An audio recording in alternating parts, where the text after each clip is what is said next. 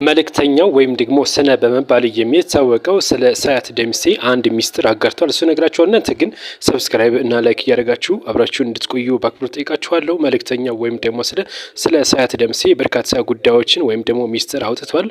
ሳያት በመልኳ ብቻ ሳይሆን ውስጧም ውብ ነው ሲል ነው የገለጸው። ሳያት ደምሴ ብዙዎች የምናደንቃት አርቲስት እንደሆነች ይታወቃል። እናም እሷ እንግዲህ ብዙ በጎ አድራጎትን ትሰራለች። እኔ እንግዲህ እንዳይታወቅባት ጭምር በሚስጥር ነው ይህን በጎ ስራ የምታደርገው ሲል ገልጿል።